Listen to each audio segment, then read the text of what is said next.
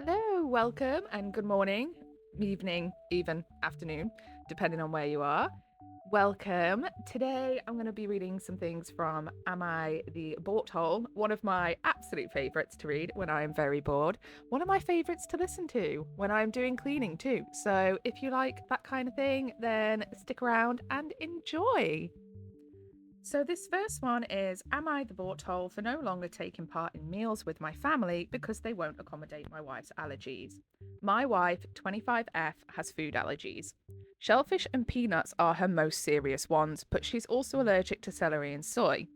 She's used to people being willing to accommodate her, not being willing to accommodate her, should I say, or being lazy about it and thinking that they can make food with just one of these things in it and just not putting it on her plate. So she'll normally bring food if people seem unsure what to do, which is fair. When we first went to one of my family dinners, she brought along some stuff she could eat because my mum had made it sound like she couldn't accommodate the allergies. But when we got there, mum was offended that she had bought food, which is odd to me. I would be very grateful that you had made my life a whole lot easier.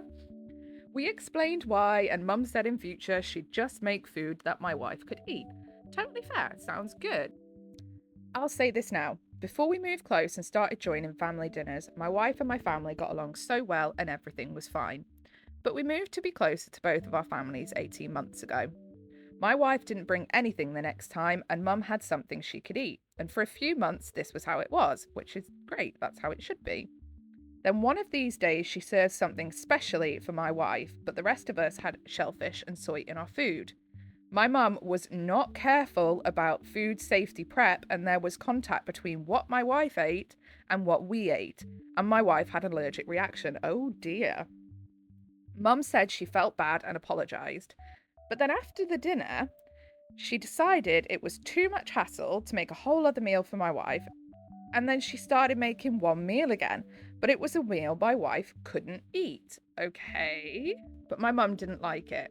After some back and forth and me talking to my whole family about the issue and them saying it was unfair to expect mum to cook, but she was still adamant she didn't want to do something separate for my wife, so I told them it was for the best if my wife and I just didn't join them for dinners. Well, yeah, if she's gonna throw a paddy if you bring your own food, but she's gonna throw a paddy if she has to make something separate, and she's not going to be careful, why would you? Like, you're risking becoming seriously ill or worse. Like, allergies are no joke. They can get really, really bad really, really quickly.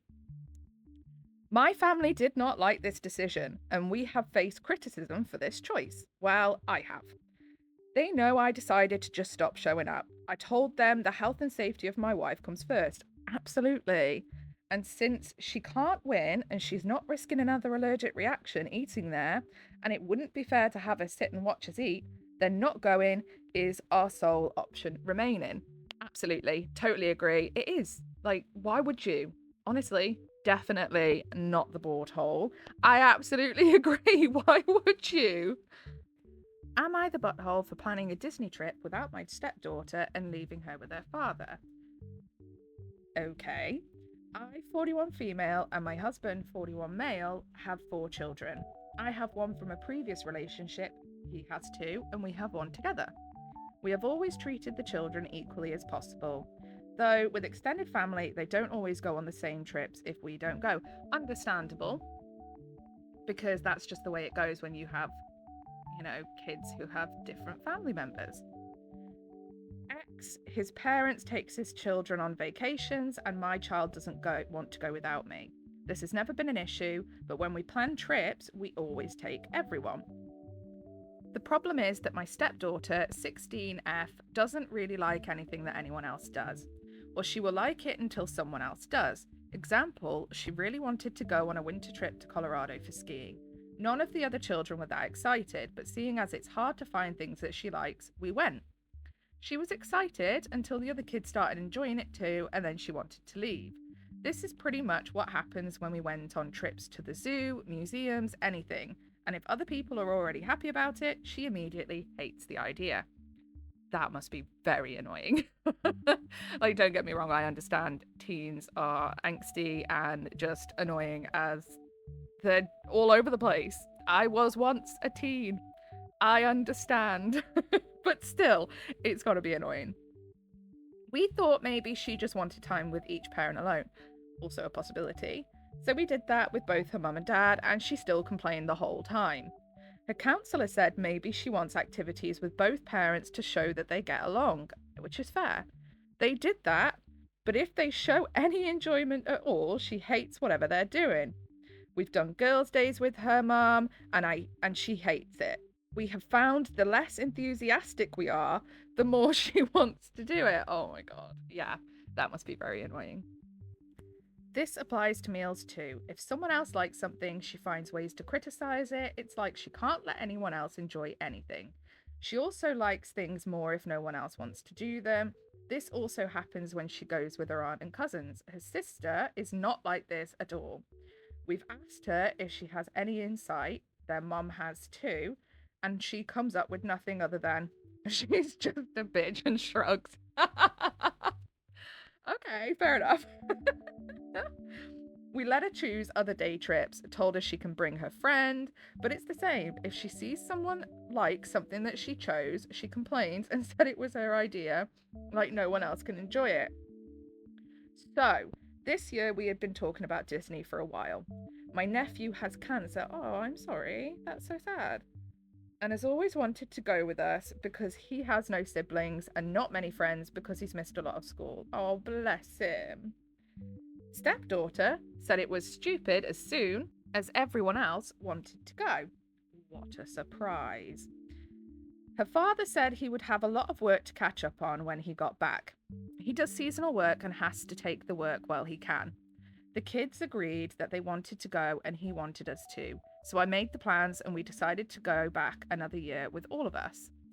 I made the reservations for myself, sister, nephew, and 3 of our children. Deciding stepdaughter can stay back with dad since she didn't want to go anyway. Well, yeah, if she said she doesn't want to go, then that's fair enough. My husband says, I'm the asshole for not planning for her to come too, but I don't want her ruining the trip with complaints with my nephew there. Am I the asshole? I understand. I completely understand. If she's going to just ruin it and purposefully go out of her way to ruin it, she said she doesn't want to come. I totally get not taking her. But at the same time, it mustn't feel nice to be excluded either. I think it's a tricky one, really, because she is at the age that she should know better than acting like that. So, very tricky one. Edit. To clarify, I asked stepdaughter multiple times if she wanted to go as I planned, so I would know at each stage if she had changed her mind. She was adamant every time that she didn't want to go. Her dad says she always says she doesn't want to go, but would regret missing out. This is based on last summer's vacation when she said she didn't want to go, but loved it. We were at a campground and it rained the whole time. We were pretty miserable, but she thought it was funny. Yeah, she only liked it because she didn't enjoy it then. No, if you've asked her multiple times if she wants to go and she said no, she is old enough to know better and to be able to say, yes, I want to come if I want to come, and I will act, right. If she's not gonna act right and she's saying she doesn't want to come, then no, I don't really think you're the butthole. She's old enough to make those decisions now, and if she's telling you no, then why would you force her? Am I the butthole for refusing to let my wife spend my money on her best friend? Immediate knee-jerk reaction would obviously be no, but let's read it first. My wife has known her best friend since middle school.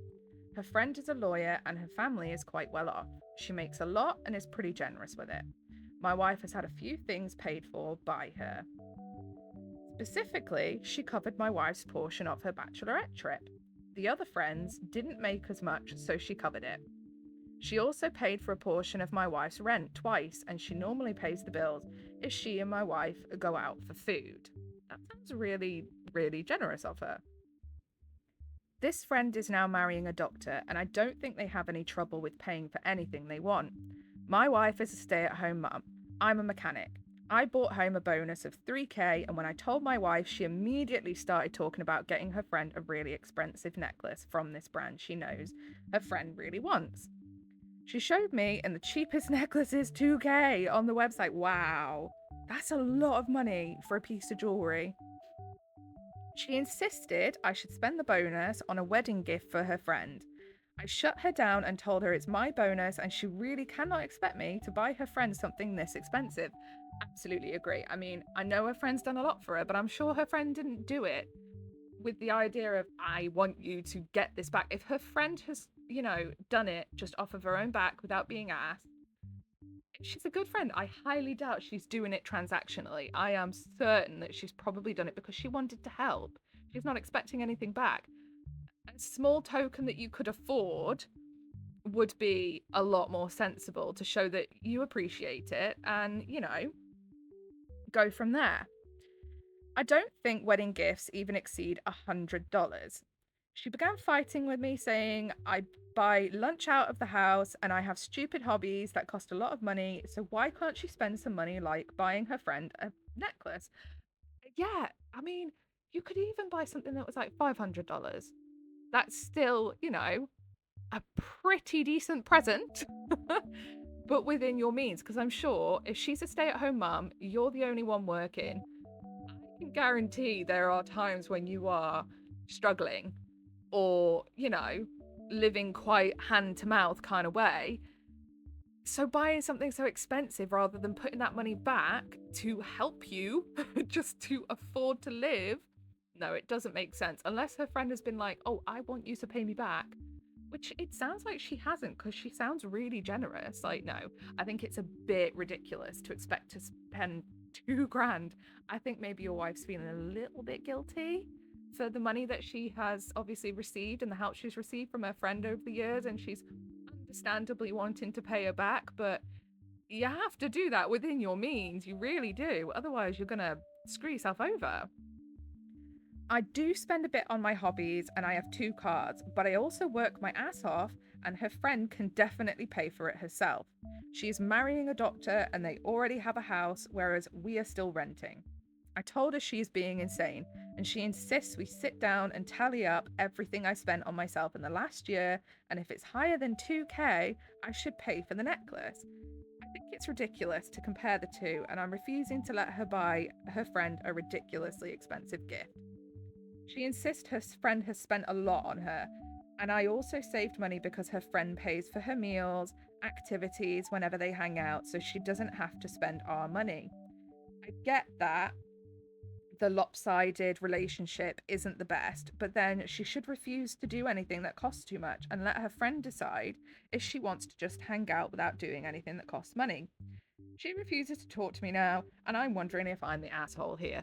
I don't think so. I don't think the asshole. I definitely think it would be, you know, polite, whatever the wording would be, to get a token of gratitude for the friend because clearly she's done a lot for your wife.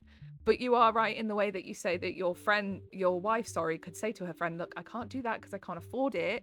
And I don't want you paying for me all the time because I feel bad.